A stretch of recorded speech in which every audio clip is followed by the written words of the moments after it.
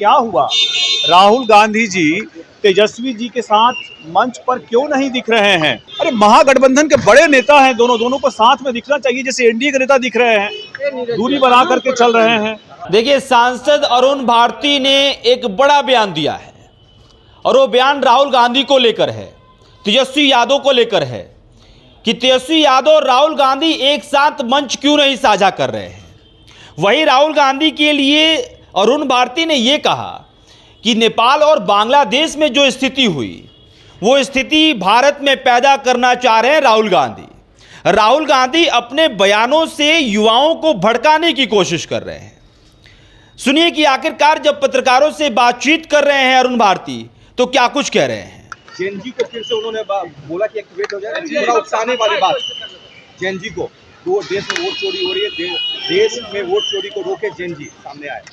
देखिए, राहुल गांधी जी पहले यह तय कर लें कि बिहार में जिस एसआईआर के मुद्दे को उठा करके महागठबंधन को एक साथ लेकर के चलने की बात कर रहे थे, उसका क्या हुआ? राहुल गांधी जी तेजस्वी जी के साथ मंच पर क्यों नहीं दिख रहे हैं? दोनों आदमी बेल पर हैं, लेकिन दोनों ही आदमी एक दूसरे से दूरी बनाए हुए हैं। देखिए, भ्रष्टाचार का जो मुद्दा है उसको लेकर के राहुल गांधी जी एक लेवल हाई अप लेने का प्रयास क्यों कर रहे हैं? अरे महागठबंधन के बड़े नेता हैं, दोनों को साथ में दिखना चाहिए, जैसे एनडीए के नेता दिख रहे हैं, दूरी बना करके चल रहे हैं। एसआईआर का जो मुद्दा है जिसको लेकर के राहुल गांधी जी भ्रम फैलाने का कोशिश कर रहे हैं, जेनजी, मिलेनियल, जेनएक्स सभी लोग यह समझते हैं कि इसमें अगर शुद्धिकरण की जरूरत है तो संवैधानिक स्वायत्त संस्था है और उसे इस वोटर रोल को सही करने के लिए जो भी कदम उठाने पड़ेंगे उसके लिए वो स्वतंत्र है। देश में चाहते कुछ ऐसी हिंसा हो जाए जो नेपाल में हुआ, बांग्लादेश में हुआ, युवाओं को भड़काने का इस तरह का बयान। देखिए, इस तरह के भड़काने के प्रयास से राहुल गांधी जी वही चीज़ों की पुनरावृत्ति यहाँ अपने देश में देखना चाहते हैं जैसे अपने पड़ोस के देशों में हुआ है। और इस बात के लिए दुर्भाग्यपूर्ण है कि अपने आप को युवा कहते हैं मगर युवाओं की जो मुद्दे हैं उसके बारे में बात नहीं करके उनको भड़काने की बात करते हैं।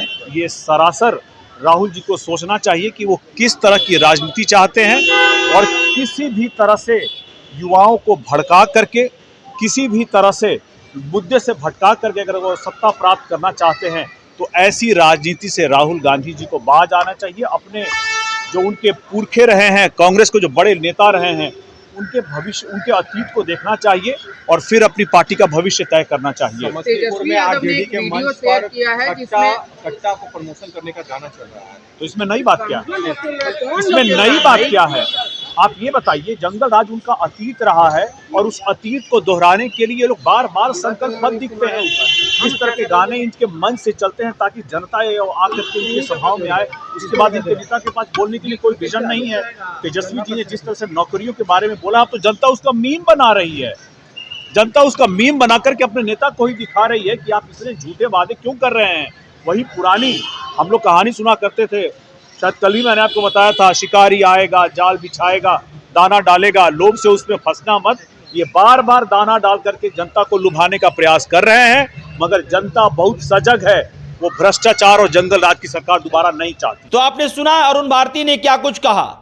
अरुण भारती लगातार देखिए इंडिया गठबंधन पे हमला करते हुए नजर आ रहे हैं। अरुण भारती ने यह भी कहा कि एनडीए के सभी घटक दल जो हैं वो एक साथ हैं, लेकिन इंडिया गठबंधन में बिखराव है, एक साथ नजर नहीं आ रहे हैं।